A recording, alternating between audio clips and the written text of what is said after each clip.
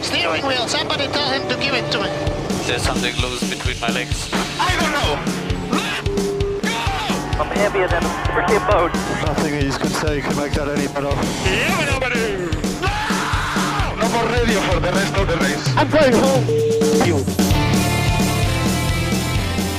Hello and welcome to DRS FC, an F1 podcast by soccer nerds. I'm André Carlisle here to recap the Abu Dhabi Grand Prix, the last race of a very long season.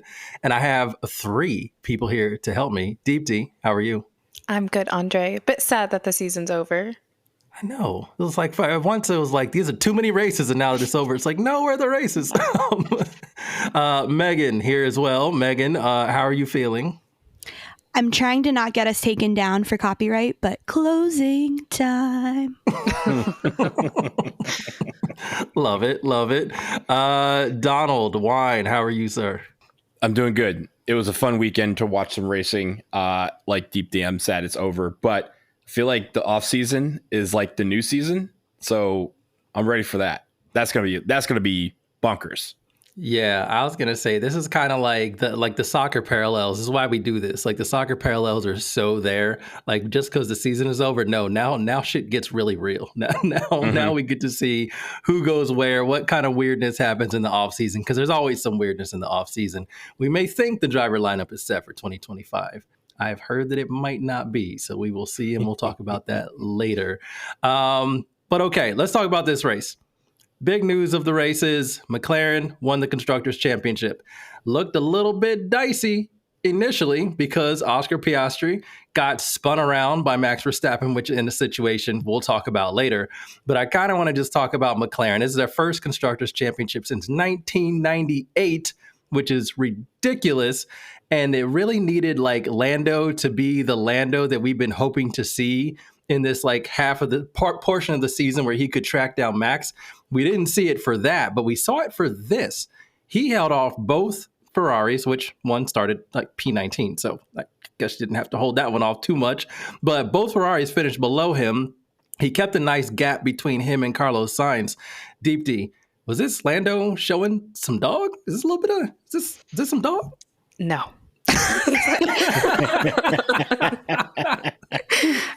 I don't think so. You know what? He was on pole. I'll give him credit. He got off to a good start. You know, we'll talk about the Max Oscar situation, and maybe he was just like, all right, see ya, and like zoomed off before getting in all of that. But like you said, one of the Ferraris started P19. One of the other Ferrari got close-ish, but not enough to really scare him. And so, no, I don't think so. What I do think is that McLaren finally did like race a good race as a team, and like the communication was there, their plan, like whatever plan it was, worked, and they like did what they set out to do. So is the dog there? No. Did they execute their plan? Yes. Okay, you know what? That's fair because they did have a 2-second on the dot pit stop for Lando, which was like he needed to get in and out of there. They mess up any bit of time, and Sainz is going to get close. And if Sainz gets close and gets DRS, it gets very interesting for them. Exactly. Meghan, dog for Lando for you or no? I was going to say, as a notorious Lando hater, I actually have to give him some props. Not so much the dog, but that he normally collapses under any sort of pressure. He does really well when he feels like, in my opinion, when the spotlight's not on him. But as we saw this season, the second it became competitive, where he had people, whether it was Max or whether it was Ferrari, he sort of collapsed into that pressure. So I think for him, it's a huge win to see out the end of the season, although it never should have been this close. You very clearly had the best car. This race shouldn't have felt that close as it sometimes did, particularly when Ferrari did classic Ferrari things to end up starting far behind where they should have. So I'll give him props. I don't know. I feel like dog as an essence, I sound like I'm like a philosopher on the idea of having that dog in you. But dog of an essence, you got to show it more than once, buddy. So if you come out really strong at the beginning of next season, then I think we can be having conversations on Pitbull versus Chihuahua inside you. Okay. So Donald, you and I we were in the group chat the whole time Lando was leading, and we were like, all right, he's got this unless. And the unless was us thinking back to Singapore when he didn't actually cost himself that because he had such a lead that he could have some sort of mistake. But we saw he almost hit the wall a couple times and cost himself that massive win. And we were like, if he does something like that and it slows him down and science gets close, things could get really unfortunate for him, but apparently he didn't have any stumbles at all. So where are you at on all this? So I'll just say this for McLaren. Zach Brown, he took over McLaren in 2016. His first year, they finished 9th. They just won the Constructors' Championship. They were 5th 2 years ago. They were 4th last year. So I got to give at least the team props for what is, again, it was not clear entering this season that McLaren had the best car. It was apparent throughout the year that, hey, this car is getting stronger. And then there's a point where we're like, oh, maybe this is it. And at that point, it was maybe too late. It was the strategy that was holding them back. But I have to give, if there's dog in that team, it is in the team. It may not be in the drivers. But like you guys said, the 2-second pit stop, like Lando enters the pits in first, he leaves in first. When you do that, and it's not like he had a 20-second lead, it was very close. And the fact that he was able to enter and leave in first place, that is what gave them the championship. And because if Sainz finished first, Ferrari is opening up Ferrari World and they are celebrating today, and it's not McLaren. And McLaren's lamenting, blowing a 3-1 lead in the playoffs. So I have to give them props for that. And I don't know if it's necessary Lando, but you're right. During this race, I think we were kind of going back and forth, and we didn't say it, but our mindset was there's plenty of time for him to mess this up. And as the laps kept getting up, we're like, oh, he is running out of time to mess this up. Sainz is running out of time to catch up. And he was able to hold him off. So I'll give him credit for that. I don't know if that demonstrates the dog that is necessary for him to then proclaim right immediately afterwards that he's going for the title that is his to win next year. I don't know about all that. That might be, trying to, go to the pet store. But I don't know if dog is on his menu. You know what? I'm so glad you brought that up because I was like, all right, because I really want a title fight. I want a title fight. Same. I want a legit title fight in F1. We haven't had one in a while. I want a legit one. And so when he said that afterwards, I was like, there it is. That's the dog I want. And then in subsequent interviews, they ask him about it. And he's like, nah, yeah, that's what I want. But, I'm just happy for the team. And I'm like, it's the goal. You backtracking already? The dog. Meanwhile, Charles sounds like you just kicked Leo in front of him right after, where he's like, this isn't acceptable. Like, good job, team, but we must be better.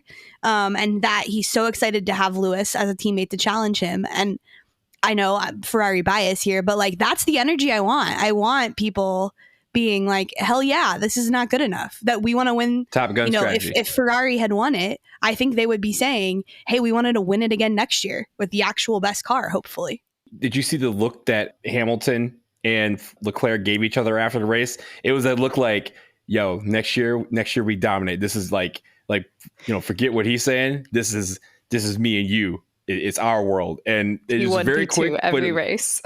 Yeah. It was, yeah. The question it was very quick, but it was easily. There was like, oh, that is dog. That is like immediately after race, they're like, nah, man, next year's not going to go so swiftly. This is going to be a problem. Yeah, and the question is, and this will be an off-season question, we don't have to go into it now, save the content for later, but like what happens when you have two dogs on a team, one who is on the ascendancy part of their career and one is on the we don't want to think about it, but is on the later half of his career, and how does that go? One that's been El Predestino for a long time, and the other who's the GOAT. Yeah, I have a lot to say about that, and we will have to talk about that at some point because I have a quick answer. Okay, very quick answer. If you have two dogs that are hungry, fucking feed them. better increase that food budget. Because hey Marinello, listen to the podcast. Done. Fucking feed them. Well, I was going to say, let's go. Yes, but there's only like one person gets P1, one person gets maximum points. Like that's the problem. It's like it's not really anything that Ferrari can solve. It's like if the car's that good and if they're both that good, they just going to be scrapping. And so anyway, we'll talk about that when it's time to talk about that. But yes, that is something that's on my mind. we'll talk about it a little bit later, but I do think we saw vintage Lewis in this one, and I was like, there it is. All his talk about I'm slow now and all of that, no, there it is. You give him a decent car, this is what he can do.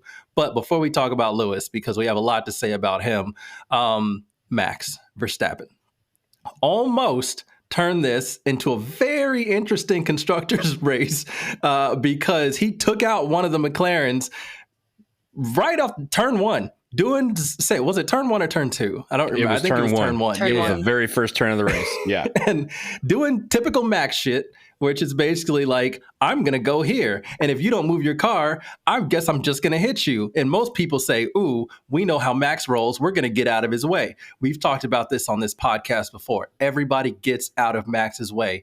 Even in that Brazil race, which was great, which we'll talk about. What was that? The P17, P1 situation that he had. Mm-hmm. There were so many cars that just got out of his way. Didn't battle him, didn't try to hold him up at all. If he put his car in a position to make a move, they just quietly move theirs over, like, okay, right this way, sir.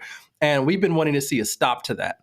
I don't know if this was the best time for Oscar to try and put a stop to that, but he did. He basically just held his ground and was like, I'm not going to go anywhere. If he wants to be silly, he can be silly. And Max did the silly thing and just ran right into him. And unfortunately, Oscar got all the way spun around, so it really impacted his race a lot more. Max was able to continue on because I think his car did like a full 360 and then he was moving straight. But like, this is exactly what we've been talking about and what we've been wanting to see, because Max does this all the time. I will say on Oscar's part, I was watching the feed of his view. He ain't see him, so I'm reluctant to give him at least some credit. All the credit, because he didn't quite see him, so there was nothing for him to in his mind to move out of the way of. But Ebony and I in the preview definitely said that Max could play spoiler, and boy, did he almost do that. Like, he tried so hard. Oh my goodness. If I cannot imagine Lando, because Lando afterwards, he was thanking Max for the win. Like, imagine if Max cost them the constructors. How like, I would have loved to see a fight on pit lane. Like, I would have loved to see that because of turn one, the very first turn of the race, literally flipped the constructors championship on his head. It almost did.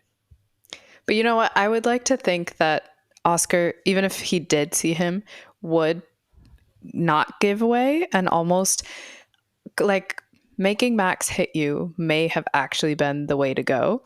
Because then, like how the stewards have been going, like Max would get a penalty. What actually hurt Oscar, I think, even more, and what hurt McLaren was the 10-second penalty that Oscar got, because he, fast car, not too much damage. They changed the tires. He would have been able to make his way back. Like, he did make his way back into the points. He probably could have gotten a bit more if it wasn't for that 10-second penalty that he got. So I almost think that it wasn't like, it didn't derail the whole thing, but it was more that penalty that did, and that hopefully Oscar has that dog in him to fight Max when he needs to. And I don't think there was enough time for Oscar to think about this, but I have to imagine the fact that it was a first lap incident was somewhere in the back of his brain of like, if he's going to fight me on this right now, like, I would have a chance to recover. Now, the downside to it being a first lap incident is that sometimes the stewards seem to act like, whatever, the first lap doesn't count, do whatever, free for all, which is a little frustrating. I understand sometimes it makes sense. Other times I'm like, what the heck? Max purposely drove into the side of a car again. Or would have had somebody not allocated to him. And so, yeah, I think that it was refreshing, I guess, a little bit too little too late on Oscar's behalf. But I can imagine McLaren would have been livid if Oscar, who was definitely out of the drivers' competition, screwed their chances. I mean, and he came pretty close. He got back into the points, but had Carlos passed Lando and Charles been in second, then things could have been bad. Yeah, things could have been really bad. And I don't know. I was really high on Oscar. I was never like, he's better than Lando. I think he had a couple good like races that were better than Lando, but overall, like, Lando dominated him this season in qualifying and in races. So I think the record's like lopsided. And we've seen, like, without Lando, McLaren doesn't win this. They needed Lando to be Lando. And Oscar was, we talked about it before on multiple races. he's not where he should be. He's not near where Lando is when it comes to qualifying, when it comes to the end of the race. He can get there on occasion, but he can't maintain that yet, which his career's still young, so it's fine. But I think early on, we kept hearing all of that, like, oh, who's going to be the number one driver at McLaren next year? And it's like, well, I think that's already settled. We see it's got to be Lando, which, we talked about the lack of dog, but I don't know. I think Oscar will get there, and when Oscar gets there to like match like Lando's driving ability, I think his personality has a bit more dog in it, natural dog in it, than Lando's. So that might be very fascinating if he can develop that way. But I was just like, Megan, I think refreshing is exactly the word. Finally, somebody did, whether he knew it or not. Somebody just didn't yield to Max, and Max got a 10-second penalty out of that, which I was like, thank you, stewards, for not just allowing that to happen. And then Max, in classic Max fashion, gets mad about it when he's sitting there, and he said, what did he say? Like, could we ask for 20 seconds and then call the stewards stupid idiots, like he was 4 years old.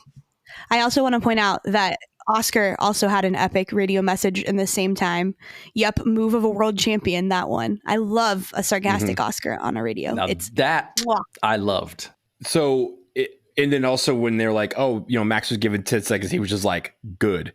But I like that. But I will say this, the one thing that kind of almost overshadowed the fact that McLaren won this thing was the fact that immediately right after, Lando said, this is our year, and next year it's going to be my year too. And if you watch the Sky Sports coverage, they jumped on that immediately. Like, wait, like, is Lando supposed to be the number one guy? Is he going to be the guy that's going to take Max? Can he even overtake his? Is he going to be number one on McLaren next year? And then they had a whole debate about whether it should be Piastri or it should be Lando. Not great to start to back yourself up by them talking about your teammate and how your teammate might be better than you. But that's a big offseason question is, again, the strategy almost killed them. The lack of dog almost killed them. But really, it was about them for 3/4 of the season not recognizing who was going to be the top dog, who was going to be number one, and who was going to be 1A. And if they don't figure that out in the offseason, ain't nobody going for no championship next year. And it's still going to be Max, and we're still going to be upset. Well, I'm glad you said that, because I think, I said in our very first episode, Oscar's my guy. And so I'm still on the Oscar train.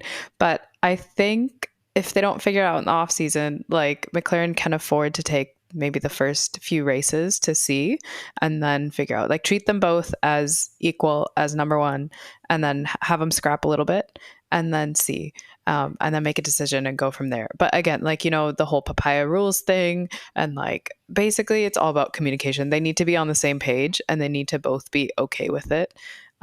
So see, I'm interested though, but like, maybe Oscar will have some sort of transformation, become like, right now he is, I agree, a little bit under Lando in terms of talent and like maintaining at the end of races. But, for all you tennis fans, we saw Carlos Alcaraz go from like 2020 to 2021, 2021 to 2022. He just like completely transformed. So maybe we'll see that in this offseason too. They both have pros and cons. Yeah. Yeah, and I mean, I again, back to Lando and his comments after, like, when he had to like stand in front of microphones and say things. He was like, "Oh, I learned a lot from Max this year." I'm like, "Shut up. You are in direct competition with this dude. Can you just for 1 second stop being so friendly with this dude? Like, he will eat you. He will spin you out on the track. He doesn't care. And you're just like, oh, that's my buddy. I learned a lot from him. Things are great." I'm just like, man, that's the stuff that like Oscar doesn't have that respect from. You heard it. Like you said, his call, move of world champion, that one. Like, that was excellent. I love that energy, because he's like, you may be a world champion, but if you drive like that, and I think that is something that a lot of drivers don't like, is that like nobody really likes getting hit with a race car, So people tend to get out of the way. But if you have somebody on track and he's going to continue to plow into other cars, that's not going to be perceived very well. And just because everybody's gotten out of the way doesn't necessarily mean that Max's driving style isn't dangerous. Not to be a dog psychologist again, but I will say, like, the vibes are that Lando so badly wants to be liked by Max, and he doesn't seem to understand that Max respects the people who stick up to him. Like, you can argue that the person that he seems to most respect, I don't know, respect seems like a larger word, but like him and Charles have been fighting since they were kids. Very famously, there's a very silly video. Look up, it was an incident. But they have been fighting and have been shitheads to each other for a long time. And he talks about Charles with respect of like, this guy is good and I know he's good. And Charles, I mean, has not, he has allowed Max to get away with stuff too. So this is not absolving him of that. But Lando doesn't seem to understand that like Max will not respect you until you fight back. And he just wants to be liked by Max. He wants to hang out with Max and his DJ friends. And sorry, dude, that's just like not what's going to happen. And take this seriously. This is a professional sport. I understand that you seem to care, but you don't seem to care enough to go all the way. This is exactly like Captain America Civil War when Hawkeye and Black Panther are about to fight and he goes, hey man, like, I don't know you, I'm Clint. And he goes, I don't care. That is Lando and Max. That is what it is. And the problem is, what happened to Hawkeye? We ain't seen him for like 5 years and like 8 movies. Then he finally comes back and he's the man, right? So I hope this isn't the end of Lando for the next 5 seasons, because he's like, I learned from Max, and Max is like, I don't know you. And in the off season, he decides that, oh, I'm just going to terrorize this kid no matter what, every single time I'm on the track. Yeah. All right. There's more to come in that whole situation. We'll have to see how next year. Next year, I'm like fascinated by how that's going to go. It looks like even like everybody's car has made improvements. Like we saw Saubers in Q3. That's going to be ridiculous. So I'm really interested to see what happens next year.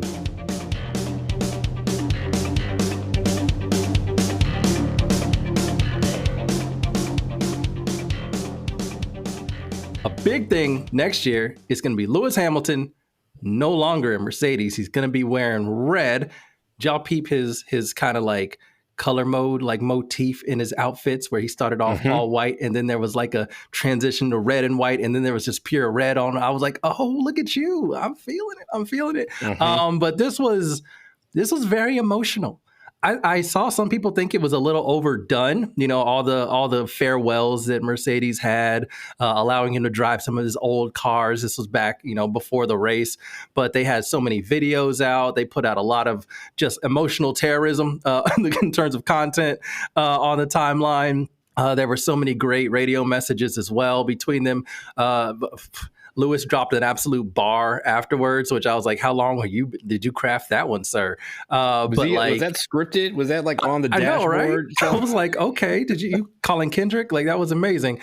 But like, it was just really good to see vintage Lewis. And I don't think it was overdone. I think when you make history as a driver in a team, even though Lewis is not retiring, it is the end of a chapter that was the most dominant in F1 history.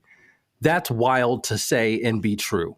And they lived it. They were together for it. So many of those. It's not like there were a lot of cycles in and out. Like Toto's been there, Lewis has been there, Bono's been there. Like they've done this thing together. And I think that does deserve some commemoration. And I don't mind all of the celebrations. Plus, I love Lewis, and it was like, this is what he deserves. You know what I mean? I was just like in my feels. Deepti, how did you feel about the celebrations and Lewis's race? Because ultimately, hammer time, right?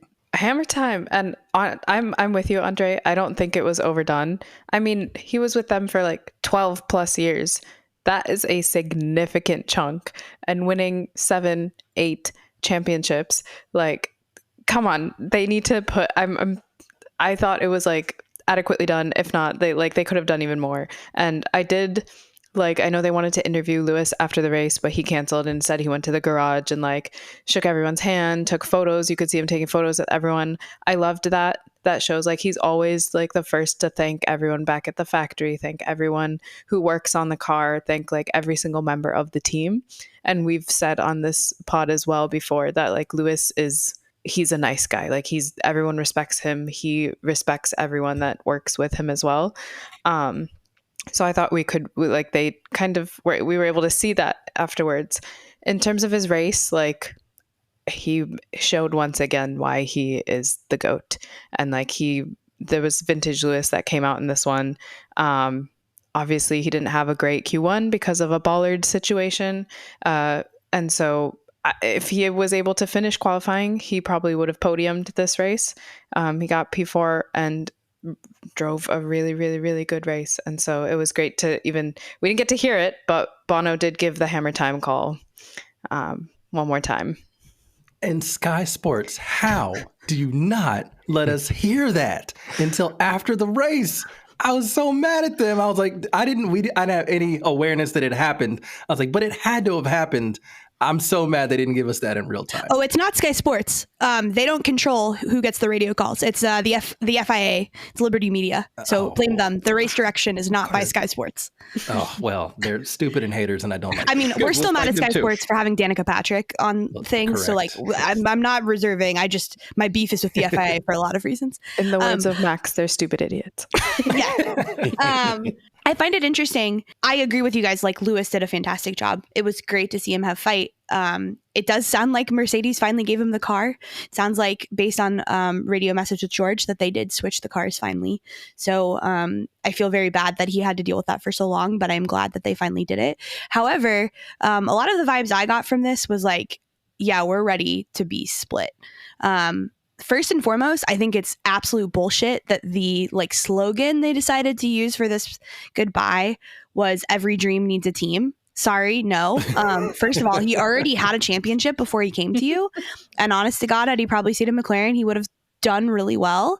He took a huge risk coming to Mercedes. He did it because one of his heroes, Niki Lauda, was involved in the project, and because he really wanted to improve upon what Michael Schumacher was doing.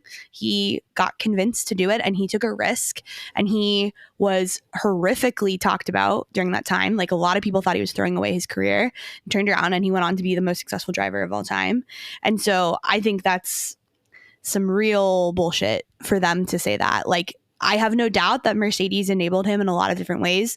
Toto was a fantastic team principal. Him and Bono were a great pair. But you could tell Lewis was pissed off about it because he asked to have it removed from his car after one of the free practices. And so clearly he was feeling that too. I'm glad he hugged everybody. I'm glad he said goodbye. You could tell he really loves and cares about a lot of those people. But even, not to be a body language expert in addition to a dog psychologist here, just racking up the qualifications, the titles on the here. I did feel like it was a little stilted with some people. Like, when he hugged Toto afterwards, you could kind of tell that it was just like they have fractured something pretty deep. George did a goodbye helmet to him, and Lewis laughed about it, but did not really, he didn't ask him for it. He did not really seem he was like, oh, cool, it's that picture of when you asked for my autograph. Haha, cool, man. It did not seem like he was really stoked about these things. And so, yeah, it was just really interesting. I'm glad to see people took this as a transition. I think it's a little weird because it's not a full goodbye yet, and there were people on the grid who are saying goodbye that just didn't really get acknowledged. I guess some of them we don't know that it's a final goodbye, so that felt a little weird. But if anyone deserves to be honored, it is him. I'm not saying he shouldn't have. I just thought it was weird to have the FIA formalize that and then kind of not acknowledge some other people who also were having a final race. That is fair, but my response is going to be win 7 world championships. Yeah, for sure. For sure.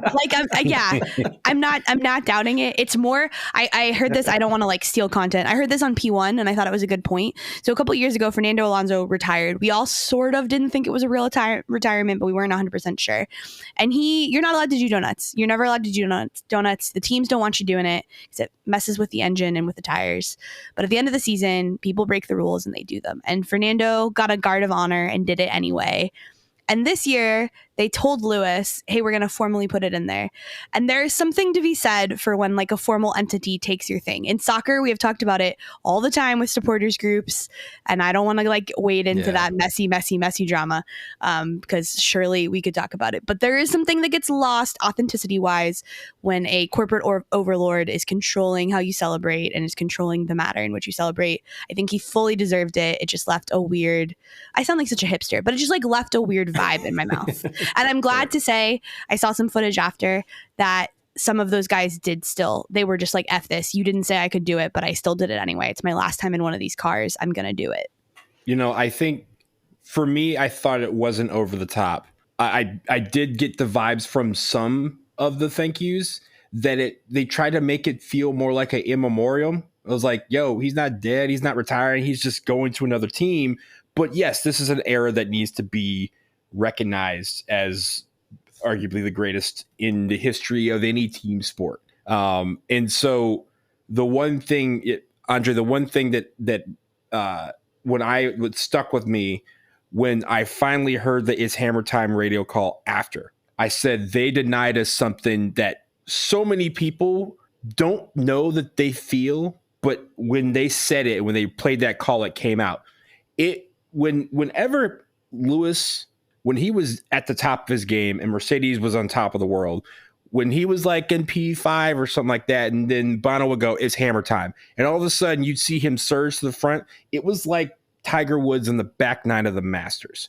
Every single person, whether they were a golf fan or not, would rush to a TV and stand in front of it because they knew they were about to witness something special. That is the It's Hammer Time radio call. There are people who do not know what racing is. They don't know what F1 is. But that was a moment when people who knew would be like, yo, get to a TV, turn on the race, because Lewis Hamilton is about to go ham. And he did. But we didn't know that was the spinach that Popeye got, right? So we were denied that part. We were denied that. I mean, if he had said that on TV, do you know how quickly I would have stood up out of this chair and like walked right in front of my TV and just would have been like in a driving pose, like, let's do this. We'll do this together one last time. I think that was the idea behind him saying it, but also it was poignant in the race. So I am terribly upset that we did not get that during the race, because I think that would have just, at least the gulf of just discussion about it would have been great. But I do enjoy the fact that he was getting the flowers while he can still smell them, to borrow from Outkast. But like, I think I really enjoyed all of the accolades and people talking about him and all that stuff. And even just the genuine love that he shares for a lot of his team. And I go back to also to the fact that there was also that, you mentioned the transition to the new, and that look he gave Leclerc was just like, oh shit, here we go. Like he's very clear that he may be saying goodbye to something, but it ain't to this game. And next year, this game is about to be something that he and Charles decide they want to take over together, which I think is going to be awesome to look forward to. Yeah, I agree with both of you, Donald and Megan. I think you're right in that it tributes kind of seemed almost like retirement-esque, but I think it was just more Mercedes trying to close a chapter, because maybe they knew they like kind of fucked up with Lewis, and they were like, okay, we'll do the best we can to close this and close it for him as well. And Lewis, we had heard it in the last few races, like he almost didn't even want to race in the car for the last couple of races because it was so bad. So he was ready to be gone. And so I think this was a nice way to just tie a bow on it and then be like, okay, Lewis to Ferrari, let's go. I think he gave a lot more grace than they deserved at the end of that process. And he has always done that no matter what. And it's part of the reason why he's such a superstar on and off the track. Maybe the goodbye is to Mercedes, because there are big questions about whether Mercedes can keep up with the rest of the grid without him. And if George can really be the number one that they think he is, and that they basically, which is the reason why we're talking about this. But if George can't handle it, and you got the young rook coming in, then Mercedes, I mean, they were already fourth with the GOAT this year in the constructors. Like, how much farther can they fall? Are they going to become like Aston Martin, who's just like here to be here? And I think they won't tell you this, but I'm sure there's people inside Mercedes who are just absolutely terrified that could be their future, is to be fighting with Aston Martin for like sixth place, while, you know, three other teams, and maybe even one of these new teams like Audi or GM, when they hit the grid, are going to be so ready to go that they're going to pass them by. And Mercedes doesn't want to be passed by, but it feels like that's what's about to happen. Listen, Toto said, if we can't win, we want you to win, in his final radio message. So Toto, keep that same energy. When we ask you to do Project Attack on Max, when we say the magic words on the radio, you know what they mean. You better come through. George, sorry, it's buddy. hammer time. It's As every in day. hammer Max into the Different wall. kind of hammer time.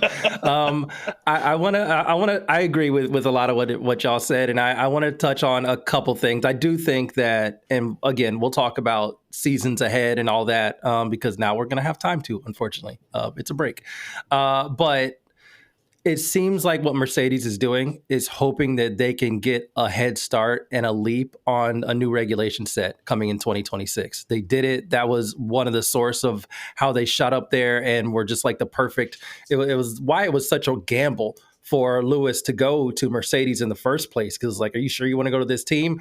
He ended up nailing that decision. Hoping he nailed it also with Ferrari and that they're ready to go. We'll see what happens. But that was the whole thing about it. And then you mentioned the car that Lewis had. Okay, so I did a little bit of reading and listening on this because Toto does say, thank you, George, for doing what we asked was set up in parts this weekend. He chose a weird time to say it because it was right after the race. And so it makes it seem like, did he have the setup and the parts that they've been kind of testing for like on Lewis's car, or did he like, was this something earlier? Now I heard from somebody who was very dismissive of like the conspiracy theory angle of this and saying that in order for the rookie test after the year is up, for the rookie test that happens after the season, you can't put anything on the car that hasn't been in a competitive session. So that could be referencing what they did in FP1, free practice 1, put some parts, I think it was a suspension part that they put on the car so that he could, so that it could use it and they could continue to test it when a rookie's driving it. And he was like, that's all it was. If that was all it was, he had days to thank George to do that, right? Like I'm a little bit, I'm like, I kind of get it. Like you want to hold back the conspiracy theory stuff because there are like legitimate logical reasons why that could have been said. But the timing of it is interesting to me. And we know that Lewis has been really struggling. And we know that as much improvement as George has made, there ain't no way he's this much better than Lewis Hamilton right now. Like, I'm sorry. Like, I'm not really having it. So I think, which to your point, Donald, and about the hammer time thing, what was it? P16 to P4? Yeah. Mm-hmm. And with one virtual safety car. That's it. This is the thing that I really want to talk about at some point, and I'll probably do this when we get to Zoomy and Gloomy Boy. But like, there were some really impressive performances that were not super weather aided and not super aided by yellow flags. It's almost like yellow cards and red cards. Soccer podcast. Sorry. Yellow flags and red flags. This was one VSC and then drivers just driving their asses off to get themselves improve their positions from way down in the grid. So for me, I really do wish we would have gotten that real time hammer time call because that's exactly what he did. He managed those hard tires so well, even though it looked like this ain't the move. But when he was finally able to get the mediums on and they were fresher, he was gone. He made up a 12 or 14 second gap on George in like how many laps? 8 13, laps. 14. Yeah. It was like so quick, and he passed him on the final lap to take P4 from him with a great move, by the way. So like I was like, there's the Lewis that I wanted to see. On the thing that Toto said to George after the race about the setup and parts, like you mentioned, it didn't feel like it was just like one part that they did in FP1, and it was like, again, that's like almost the equivalent of like, yo man, thanks for putting some gas in my car when you borrowed it the other day, right? This was thanks for loaning me the Bentley, man, appreciate you, good dude, man, thanks for picking up, teaching, tutoring my kids. Like that was a bigger thank you than just like, oh, we put an extra part in the thing for one practice just to make sure we had that on the list for the testing. So yeah, it was I took note of that, and I was, I don't know if it's, conspiratorial to believe that was more than, just like, again, an extra part here and there. I just want to highlight one thing. Speaking of Lewis's teammates, Nico Rosberg was on commentary this weekend, and they are the original, like, love you so much, I hate you. If you want to watch some real great TikToks, look up Mercedes before TikTok goes away forever. They have a very contentious relationship. He was probably the best teammate that Lewis has ever had. Sorry, Fernando. In that they just push each other's buttons and I think made each other the best drivers they could be.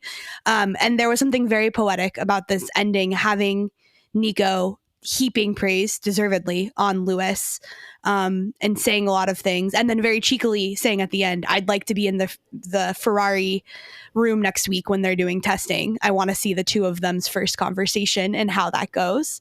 And just to see like if this truly is the end of Mercedes dominance, as it seems to be, it was pretty poetic that they had Nico there, and I hope that Nico got to express those feelings to Lewis privately as well as he did publicly.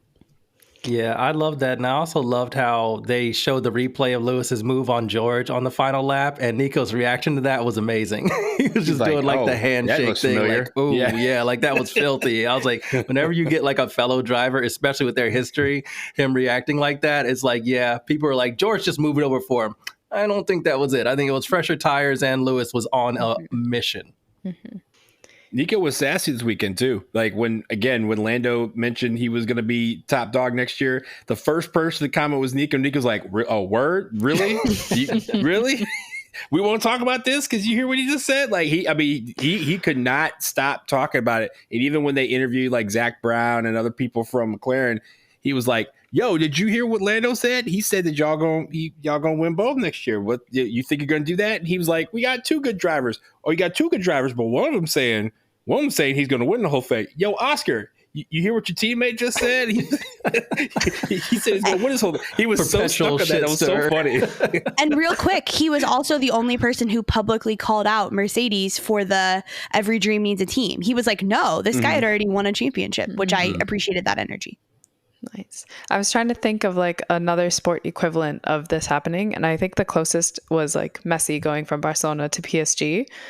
I don't even know if it's like on that scale either. So maybe this is for a future episode, but we could think in practice, if let's not have it be that at all. Oh, in practice, absolutely not, please. Not in practice, but just like the move itself and like what went around that. But yeah, maybe that's for future to see if we can come up with anything else. But yeah, I was trying to think of that. Yeah, no, how do testimonials work in F1? Do they like bring back like the legend drivers and they all get in different era Mercedes and they run around the track and do like it's kind of Goodwood where Lewis kind of wins at the end?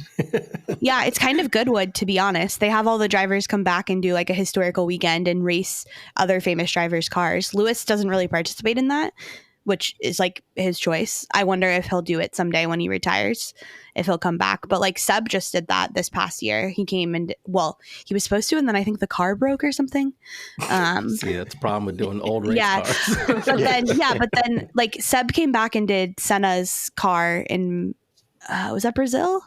Sorry, my brain is Lewis did that. Yeah, Lewis. Yeah, but Seb also did a Senna car this season, so it must have not been there because Seb came to a race and did a car anyway.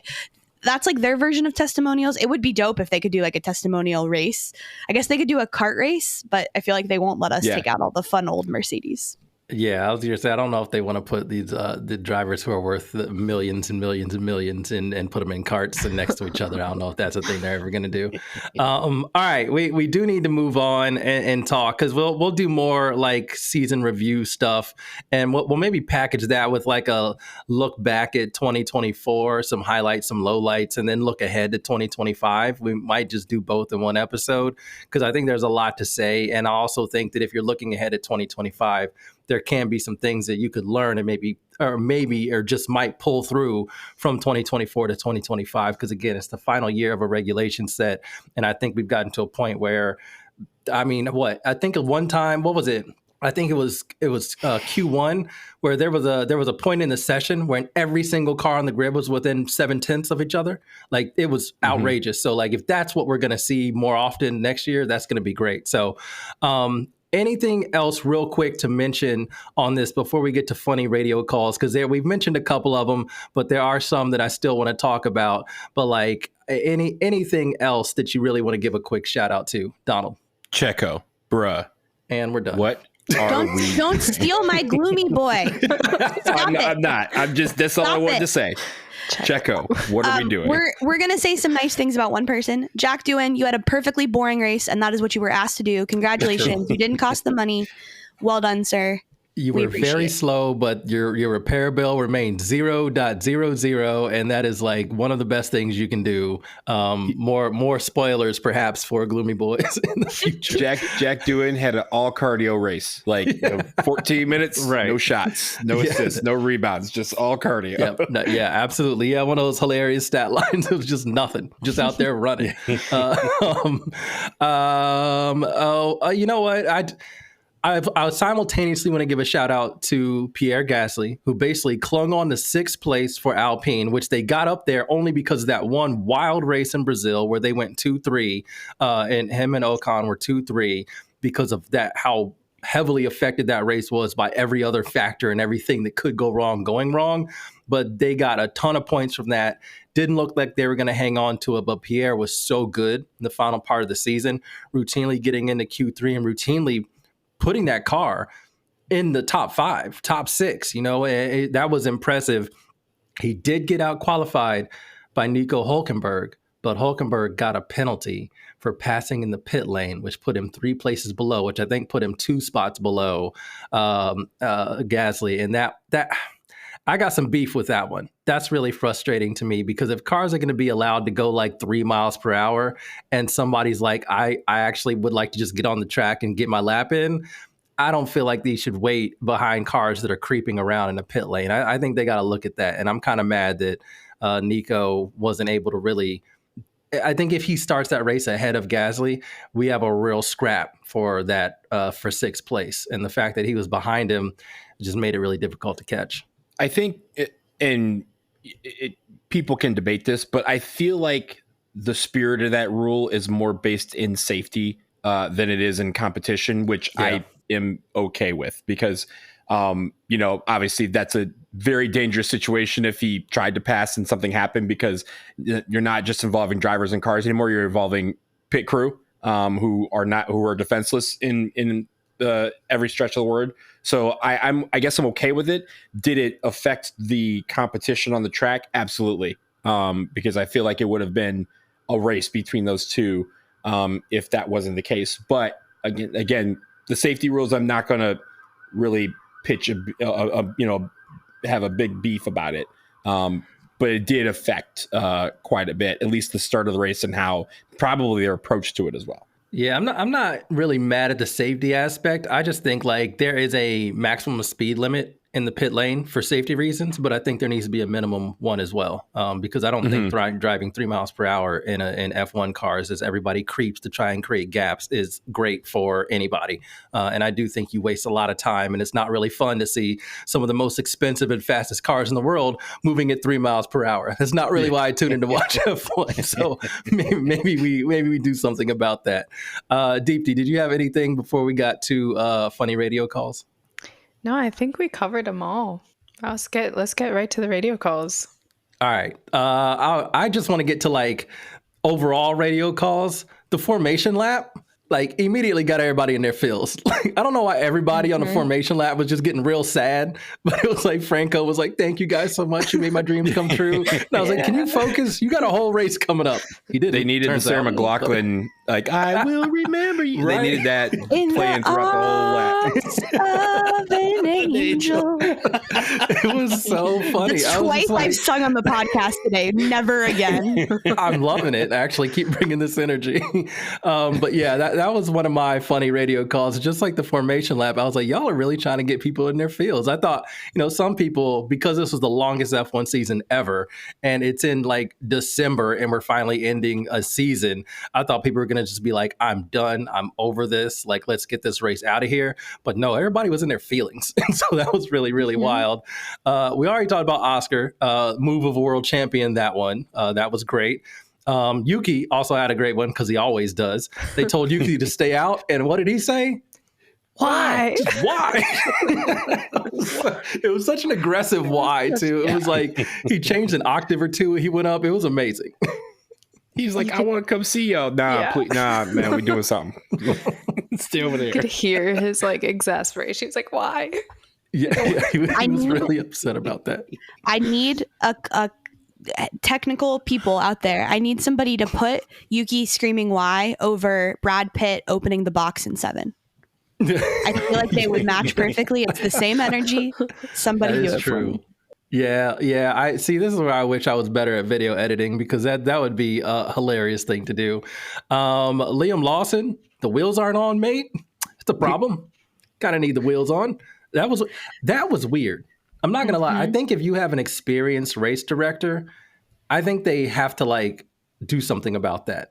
Like the wheel wasn't like super wobbling, but that kind of doesn't matter. If the wheel's not on and somebody's on the track, that's real dangerous. So I'm actually you gotta surprised they black let flag him. Yeah, I'm really surprised they let him go all the way around the track and pit again to have it put back on. That was odd. This is like maybe embarrassing to admit. It makes me sound like a stupid American, but anybody who has a fun, jaunty accent like Liam, anything they say, I just kind of think of it as like a euphemism for something else. I don't know what the wheels aren't on, mate means. I was gonna ask, but my brain was just like, oh, that's not what that's just the saying. That's a colloquialism. And then I was like, oh no, the wheel is actually not attached. Okay, cool. It just sounds so fun. New Zealand people, I like your accent, is what I'm telling you. I do love their accents as well, but yeah, that was straight up because the wheel was not attached, and he was looking at it like, sorry, Kiwis. that's not great. I didn't mean to assume something funny was happening when it was a very serious conversation. Just the way that Liam sounded when he said it, I just was like, oh, this is fun. What does that mean? Oh, that's what that means.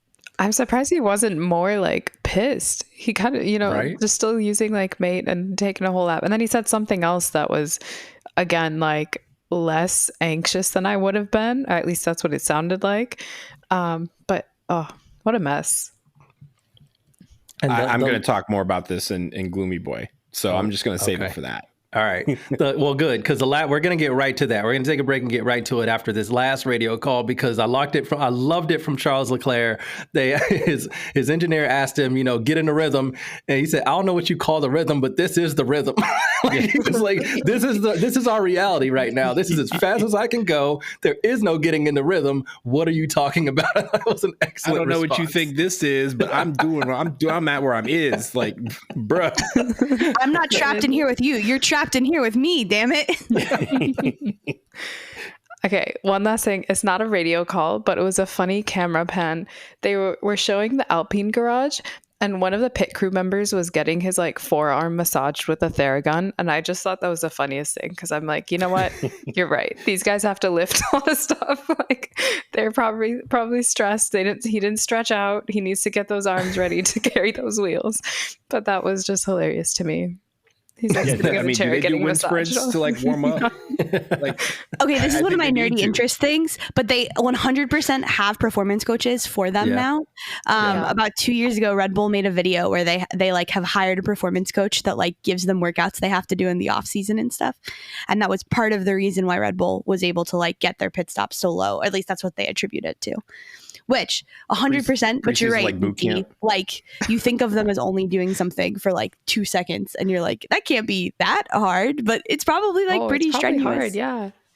Also, you have to be like mechanically smart and then also an athlete. Like that's hard, man. Respect, pit crews, respect. Yeah, it's honestly, it's amazing that it's pretty rare when somebody just doesn't attach a wheel on correctly. So like maybe that's kind of like the part where it's like it's a very hard job, and it's kind of respect to them that they get it done so quickly and with such accuracy that you rarely see something like that happen. Maybe that guy on the front left wheel of Liam Lawson's car needed to get massaged out.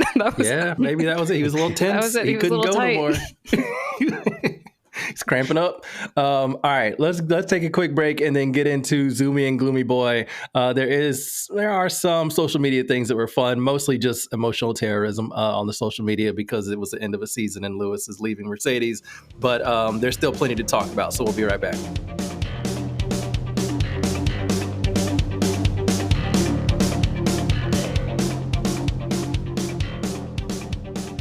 All right, here we go. Zoomy Boy and Gloomy Boy. We have somebody who was incredibly prophetic in their Zoomy and Gloomy Boy, so we'll save that for later. Megan, I want to start with you. You're Zoomy Boy. Let's hear it. Oui, Pierre Gasly. He. Wow, this is an all-time vibes episode for Megan over here. Pierre killed it. Pierre took his team from 7th to 6th in one race, single-handedly gave them a lot of money. He has cemented himself as driver number one, which obviously was going to be true since they're bringing in someone quite young. But there's a lot of turmoil at Alpine this year. I'm sure it didn't help having Ocon's stuff be contentious this week. Pierre locked in. He got the job done. He did really well. And he actually ended up in the top 10 drivers this season, which certainly at the beginning of the season, that did not seem very likely at all. So congrats, Pierre. You did a great job, buddy. Continue the good work. I still think you're going to be back with the pack next year, but way to go. You did it. Wow. Little backhanded celebration. You're really handsome. Okay. You're like incredibly handsome. Like we all would do whatever it takes to hang out with you. Just, you don't have a good car and that's not your fault. You're handsome and good at your job. You know what? Good enough. Yeah, that's fine. That's better than most people can say. I will say. Deepti, your Zoomy Boy. Well, we mentioned it earlier a couple times, but my Zoomy Boy actually goes to the McLaren pit crew. They nailed that 2.0 second pit stop, which is exactly what Lando needed and what McLaren needed to keep him in the lead. And honestly, any like couple fractions of a second slower than that, and Carlos could have possibly caught up to him. So that was a perfect stop by the pit crew, and they were actually zoomy. So Zoomy Boy fits. Fair enough. I mean, we did see in that race, there was a 4.2 second stop and a 7 second stop by other teams. So like, it's not like it can't happen. So yeah. And of course, Liam had to come all the way back around because he didn't put his wheel on right. Like, catastrophe could have really happened. So a 2 second pit stop when you need it, that is kind of impressive. Donald, your Zoomy Boys. So for Zoomy Boy, my prediction on the preview show was Carlos Sainz. Ebony predicted Ferrari. Both of us were right because Ferrari, they did not win the constructors, but damn it, did they give it a great showing, led by Carlos Sainz. He was second the entire time from turn one, thanks to Max running into Oscar Piastri. And he was able to hold that essentially the entire time. He was battling Lando. He just didn't quite get into that range where he could get the DRS. And maybe if he had a couple more laps, he could do it.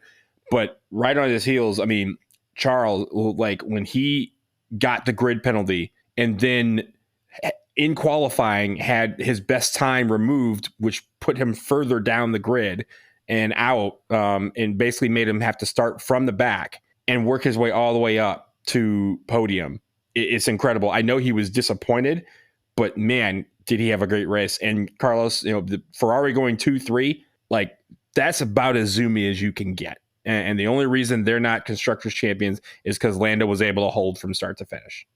Yeah, no, that's fair. And they did have Ferrari did everything they could. I know some people were mad at Ferrari for not like trying something, but it's like, try what? Like you can't just like abracadabra soft tires on a car. Like you can't just do like you would have to waste a lot of time to come in on a pit stop, and then Lando's even further up the road. Like I don't know what people really want. They needed the red shell from Mario Kart. I was going to say, there's no banana peels, friends. I don't know what you want them to do. Right? They can't. Yeah, I don't. I guess people thought it was like wacky racist time. Like, sorry, I don't know what to do, but it was really ridiculous that I heard some people were like, "Well, they didn't try. Try what? I don't know what they're 2 and 3. They just got to wait for Lando to mess up, and he didn't. That was it. Homie started all the way at the back and made it up. Like, what more do you want him to do? He handicapped himself. You know what? That's a great segue because my Zoomy Boy is actually gonna I'm gonna couple it and make it a hater corner as well. Because I've mentioned the Brazil race as well. And everybody, I thought they were way too quick to be like, oh, that was one of the best drives ever from Max Verstappen. It's like a historical drive. It's on the list of like top 5 wet weather drives ever. And maybe if you put the caveat wet weather, it has to be. But I'm sorry. Max started from what? It was supposed to be P17, but I think it ended up being because of other drivers having to start from like pit lane and stuff. I think it was like P15. It was supposed to be P20. But he got P17. Okay, but it was Okay, so it was that way around. Yeah. And he ended up winning the race. Okay, yes, that was amazing. But again, as we've talked about in this episode, there were red flags, there were yellow flags, and he had to battle with Alpines, not Ferraris, not McLarens, not even Mercedes. Like he had to battle Alpines, and it took him 2 yellow flags, the second yellow flag to actually get by Ocon. If you remember, the first one, Ocon took off from him. He broke DRS and he was gone. So he couldn't catch up to Ocon. Would he have done it eventually? Probably. But still, I think Leclerc going from P19 to P3 with one virtual safety car, no weather at all, is incredible. And then my Zoomy boy, Lewis Hamilton, P16 to P4. As we talk about the thing that makes Lewis so good is that he has so many different ways. So the driving craft, his craft of actually driving, overtaking cars and all of that, excellent. He knows what he's doing. He's got great car control. Also, tires. Not the sexiest thing to talk about. We probably do need to do an episode to talk about how important tires are. I mean, it sounds silly. They're the round things that they drive on, but there's so much more than that in F1. You have to get them up to the right temperature. They get too hot. There's graining. There's all kinds of stuff. Lewis knows how to manage tires. And even though he will complain incessantly on radios about tires, they know, just ignore him. He's got it. Like, he's got to complain. He's got to get the complaints out, but he's managing the situation. And he was able to go so long and keep himself within striking distance of P4, George and P4. He was able to go so long on those hard tires that he was able to make the offset really work for him. And at the end of the race, he had nothing but, I mean, he was getting fastest sector ones nonstop. He was just rolling on those tires. So they were fresher, they were newer, and he was just passing car after car after car. And then that final pass, as I mentioned on George, was just brilliantly set up. I mean, it was like a multi-turn move. He took him on the outside, which you rarely see, and it was a comfortable move on the outside as well. It was just great driving. So my Zoomy boy is absolutely Lewis Hamilton because I happen to be a Lewis Hamilton stan. So there it is. And I was going to actually add him to mine because I couldn't decide between the Ferrari boys and him. But also there, it's true, and I wouldn't let you. As far as radio calls, I'll admit. Yeah, as far as radio calls, he had the one where he was like, "Oh, how far am I behind George?" And they're like 14 seconds. He's like 14 seconds. Like it's like what? And then he just put it in high gear. So that's incredible. Well, that was also funny because then Bono said, "You can do that." And then Lewis was like, "All right, I guess I can do that." All right. He was like, "I guess I'll just go and do it then. I'm 14 seconds. I'll just make that up. No problem." Yeah. So, yeah, that was amazing. All right, let's get sad. Gloomy boy time. Megan, yes, please give your gloomy boy so that we can then reset after your gloomy boy and give the rest of our gloomy boys. Friends, countrymen, F1 watchers, we have called this the Gloomy Boy segment since the beginning of this podcast. But over the weekend, the group chat came to a unanimous decision, and officially, it is the Sergio Checo Perez Gloomy Boy Award because, Lord Almighty, sir, what is going on? My Gloomy Boy is all of Red Bull, if I'm honest, because, boy, all those teams did not look good. But specifically, we're going to talk about Checo. Homie, how are you going to hate from outside the club when you can't even finish a lap? You bring a lot of money into this sport. Congratulations. I'm really glad you do that. But it's not worth it. Go home, start doing your LinkedIn posts because this is just embarrassing. Nobody even knew you were out of the race because we just expected it to happen. It wasn't until 10 laps in, I was like, oh shit, Checo's gone. Well, I guess that's the least surprising news of the year. It's just embarrassing. And I do not think Red Bull is going to be a very good car next year. Max definitely outperformed that car, particularly if everybody else is advancing up. He's going to need a teammate to help him. And I, for one, cannot wait for the mess when he starts calling out his teammate for not being a good supporting teammate. And it's some rookie. Oh, I will say after the race, Checo was saying, that he's probably going to be leaving, or at least he made it clear that was more likely a possibility. And I think someone attributed a quote to him, and it wasn't on the show, but he basically said, "Man, I don't envy a young driver having to race with Max because Max is so fearless and so demanding that every rookie's going to fold." And you've seen that, right? Like when you look at the constant, it's Max, right? And I think the longest teammate he had was Checo. And Checo wasn't putting up with that shit for a while. So, and even this year, he kind of said, all right, you could do this by yourself. Go and do it. I'm going to be chilling over here, trying to get some contacts and my networking going on for my B2B business. So, yeah, he was out before, again, turn one. He wasn't even involved in turn one. He just kind of, I think he got clipped in turn 8 or something like that. And then turn 9, he decided to spin out on his own and was done. So, he didn't even make it to the DRS zone in this race. And I am very curious as to how quickly this move happens because I feel like it's coming. And I wonder if and then again, as you said, what's Red Bull going to do? Because I don't know of any real strong driver that's going to be like, yeah, I would love to race with Max. That'd be great. Except for maybe Lando. But about it.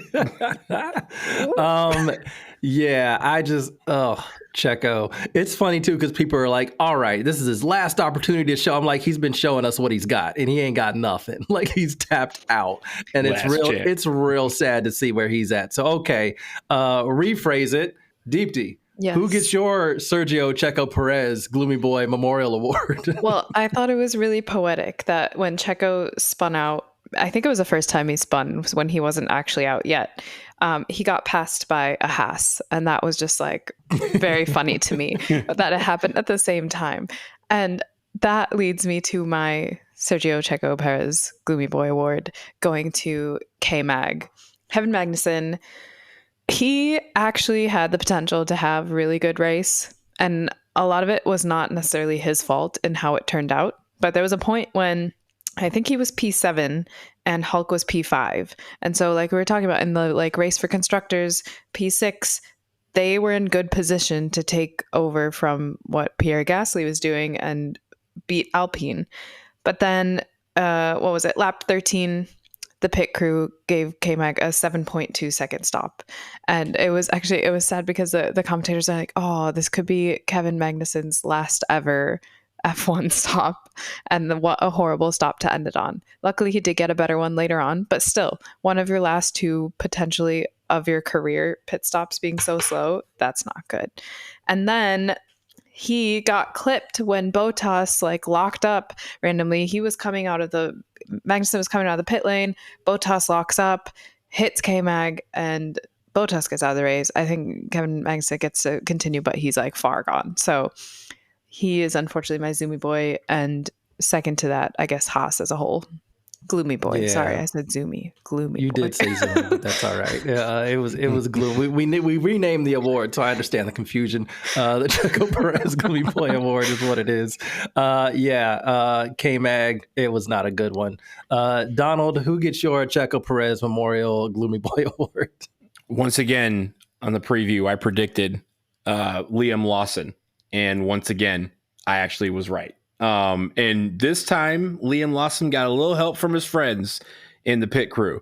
And I said during the race, we were all chatting in our group chat, and I said, oh, wow, like Liam Lawson is doing a great job at making me look stupid with this Gloomy Boy pick. And then and then I said, and probably it'll be like his pit crew or something that'll mess it up for him. And sure enough, he comes in for the pit and leaves with the loose tire. And he's like, you have the call with the loose tire. He comes back in. He has to pit twice in one lap. Both pits weren't great. Like, it wasn't like it was quick. It was like, I think one was like 4.5 and one was 3.8. The second one was 3.8 when all he had to do was just fix the one tire.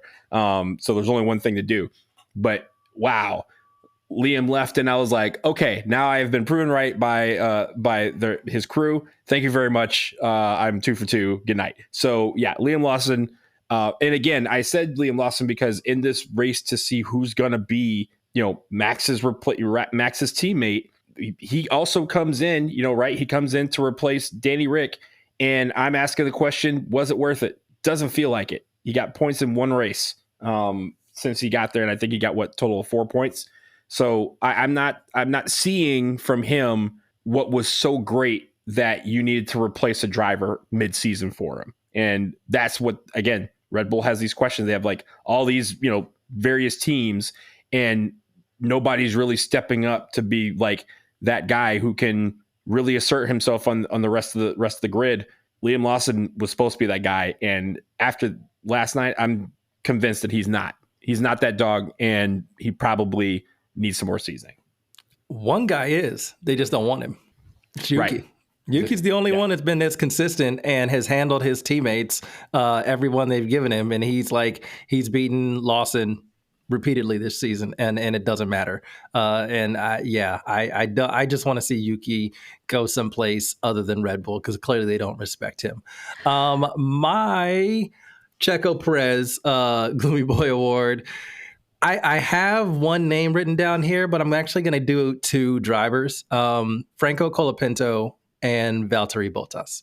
Bottas qualified P9 and DNF'd. Part of that is because, well, the reason he DNF'd was because he locked up and ran right into the side of Kevin Magnussen, which was just like ridiculous. If you watch that, it's hilarious. Like, I don't know, like Magnussen kind of comes out of nowhere to like take the turn, but I have no idea what Bottas was doing. He was just like in the middle of the track and trying to take that turn and just it looks like he locked up all the wheels. And I was like, how did you do that? Like it was wild. So that was really unfortunate. He ends up DNFing, and we get Franco Colapinto. We talked about it. The formation lap, he was in his feels. He was thanking everybody for this opportunity. It was a dream. And then unfortunately, Oscar Piastri under a virtual safety car just runs right into the back of him.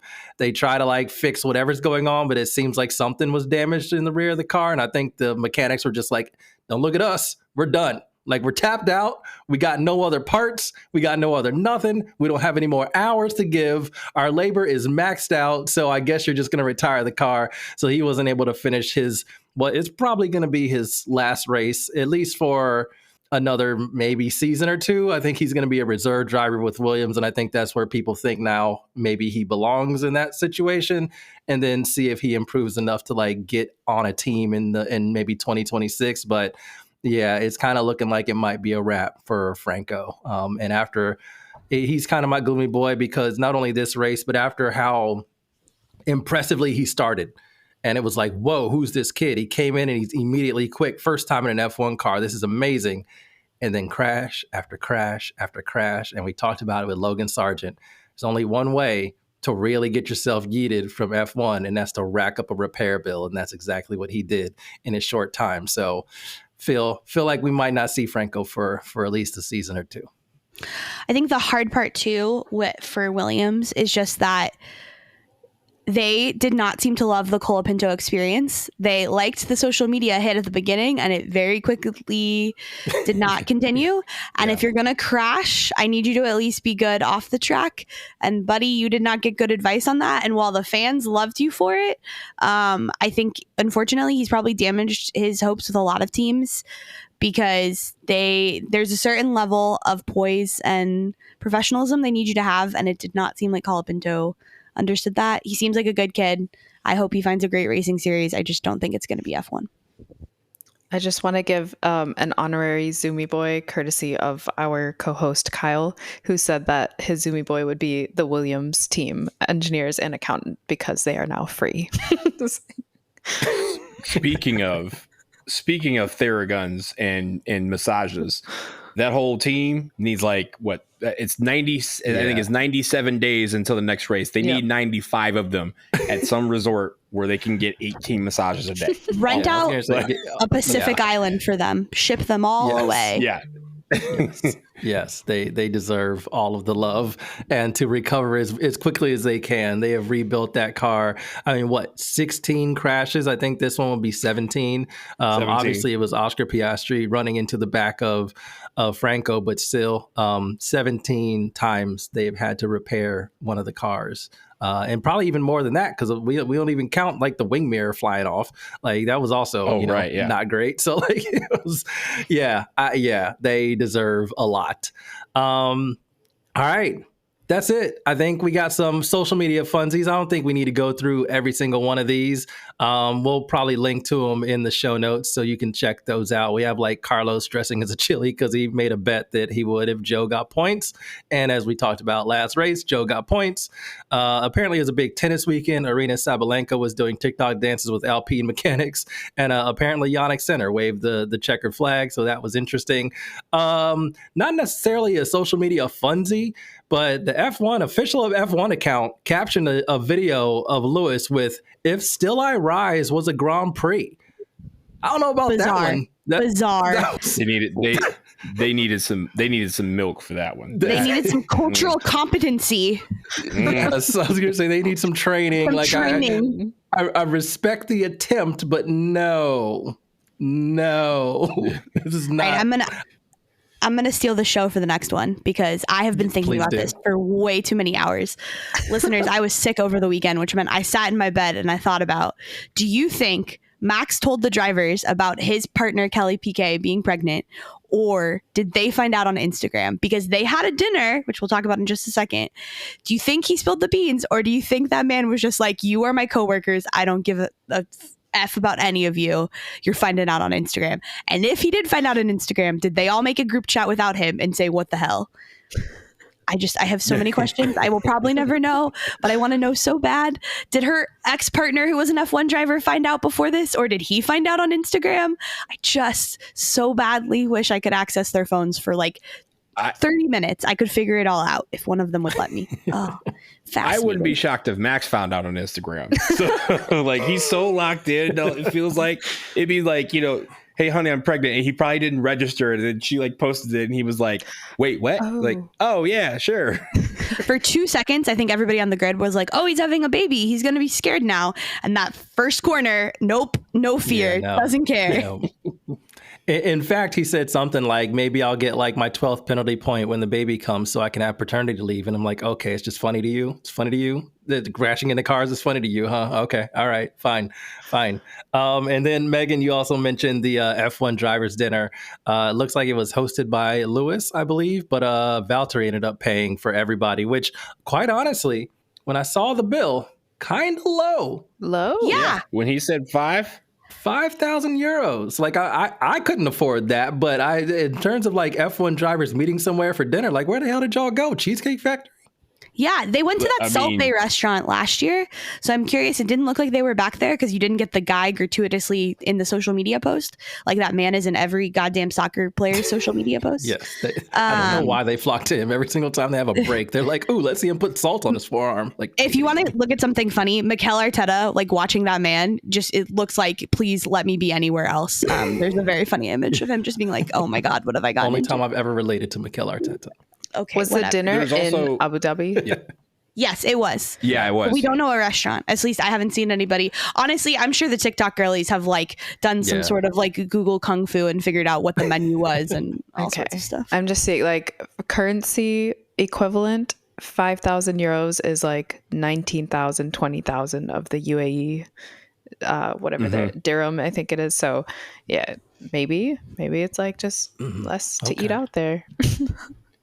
Well, it's first of all, it's an opulent place. But the other thing is, these guys make tens of millions of dollars, and if you notice, like football teams, like a quarterback will take his offensive line out, and yes, they're much bigger, but like those bills, they like it's like almost like a joke, right? They're like, oh, we need to see how high we can make it. We see $75,000-$100,000 tabs for some of these restaurants, and I'm like, oh, these guys, like, yeah, they may not be drinking because they got a race. But at least they're at a place where the food is going to be, few $100, like $500, $1,000 for a steak. Like, the steak coming out the briefcase, they're probably doing that like for table steaks for appetizers. But for them, for only to be $5,000, I was like, dang, Bottas at his last race probably on the grid, he's like, yo, I got off easy. Like he probably the one is like, oh, the bill's only $5,000. I'll take that, guys. I got this. That's easy. George and Alex ordering carrots because they need to make weight the next day. I know, right? Just carrots and water. That's all. Just tap water. Yeah. Nothing sparkling. I just want tap water. Yeah. And here's the weird thing: is every driver was there except for who? Who did we find out was missing? Yeah, there was only 16 drivers at this dinner. So Ocon was there. So it was before Ocon left. But then we did not have Fernando Alonso, which is kind of interesting because he's always kind of been like, he's friendly with some drivers, but he does not seem to want to participate in the community. So this is kind of like another reflection of that, of just like lone wolf status cemented. I forget, who's the other one we identified? I was assuming Stroll. It was like a couple of the rookies. It was Stroll. Yeah, It was Stroll. That's right. Stroll. Yeah, it was Stroll. Of course, yeah. Which, whatever. Do we even notice he's not there? That's why it took so long for me to figure it out. I looked at this damn picture for like 5 minutes in a fever state. And I was like, all right, well, Fernando Alonso isn't here. I know that much. Oh, Ocon, you're still in here, buddy. That's nice of them. Which so we should have known Stroll wasn't there because they're like, oh, they look so happy. Like, they look like they're having fun. I will also say they made a point, or I guess Lando made a point to be like, Yeah, in case everyone out there is, understanding, those two guys, and he was referring to George Russell and Max Verstappen. He's like, they were as far at the opposite sides of the table as they possibly could. And in the picture, you can see George is on one end of the picture and Max is on the very other end of the picture. Yeah, you know what? We need to talk about that beef too, because we didn't have time to talk about it. We definitely need to talk about that beef. Okay, so real quick, I want to do some math. Doing math on a podcast is never a good idea, but I'm going to do it anyway. How many people do we think we're at that? So there, 20 drivers? We mentioned 2 weren't there. So is it 18 drivers? No, it was 16 drivers that were in the picture. 16 Yeah, right. But there was a second picture with there's a second picture with 17. So I think the 3 that were gone were, we said Alonso Stroll and K-Mag. I don't believe I saw any with him and him. Okay. So that's 294 euros per person is how you get a $5,000 bill. Not that much. It's really not. Yeah, it's not that much. I feel like I've had nights out in London where a person who does not like to spend a lot of money, has dropped, not that much, but just me, has dropped a fair amount. Close to I was that. gonna say I've definitely Nashville saved up to go to a nice place. Yeah. And I can if I ain't got that kind of money. And I'll honestly, actually, when you mentioned Lance Stroll wasn't there, I was like, maybe they would have stuck him with a bill, be like, your daddy got it. Right. Yeah. They would have all gone to the bathroom at once. Where did we see this number, the 5K? Do we believe it? I think they showed the receipt. Botas said it. Oh, he just said And Botas said. Also, yeah. Botas said how much it was. Yeah. Okay. Yeah. And I even think it was 4,009 something. I don't even think it was over 5. I think it was over 5 when you put in gratuity and all that. But I'm so fascinated. Good guy Botas tipped. Good guy. Good guy Botas. Of course. But I'm just fascinated by that. I know this sounds swanky, but I'm just expecting F1 drivers to have the best of everything. And 294 ahead is not what I would expect from F1 drivers going out in a season ending dinner, not lunch, dinner. I feel like some of them have spent that much just on champagne celebrating a random race. I right? feel like one of those bottles of champagne has to cost more than that. Yeah. Forget about that, right? If they go to a hamburger stand in Monaco, it's $200. Right. Yeah. They are part of a crew where they go to places where food is expensive because of just the sheer insanity of them wanting it to be expensive. And like I said, I've had nights out in Nashville at a steakhouse where, one drink, table steak, regular steak ends up being $250 a person, and everyone's like, man, that's expensive. But hey, we saved up all year for this. You save We're up, good. you do it. We did this. It's part of the vacation. They just said that. I mean, again, they could have made this even more, right? Everyone could have had a table steak. Everybody could have had 18 appetizers, and they could have left Lance Stroll with a bill, even though he wasn't even there. They could have still done that, and just call again, call Lance, he'll take care of it. They just Well, Lewis is part owner of the Denver Broncos, right? He needs just in the offseason, he's come to Denver and be like, okay, this is how you take your colleagues out to dinner, right? He's a vegan. He's not going to be eating anything expensive. Vegan food can be expensive, but he's vegan. Vegan can be expensive. Yeah. They'll make if there's expensive vegan, I promise you, the NFL will find it. I want to end on this real quick. When you said crew, Donald, the first thing that popped into my head was the SNL line, "I roll with a crew of problematic bachelors," which, honest to God, could describe the F1 grid.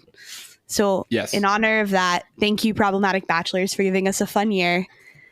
Didn't end the way we wanted it to end, but it sure was fun while it lasted. I love that we went on this journey because I think you just gave us the title for this episode. So thank you so much for doing that. We will be back with a season review and also a look ahead of 2025. Stick with us because we got a lot of other stuff coming up. We got some more factory resets we want to do. We want to talk tires, which I know sounds boring, but it's not. I promise we'll make it interesting.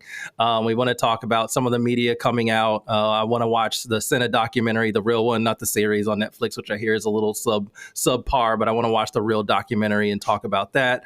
Also want to get into Drive to Survive whenever that drops. Obviously, we also are going to look at the 2026 regulations and what we know about those and how different they're going to make the cars. So we have a lot of stuff to do in the off season. We will still be dropping episodes, maybe not 2 a week because that would be unnecessary, but we will hope to get something in your feeds every week or two because there's still a lot to talk about. But until then, I'm André, for Deepti, Donald, and Meghan. Vroom, vroom. Vroom, vroom, vroom. Vroom.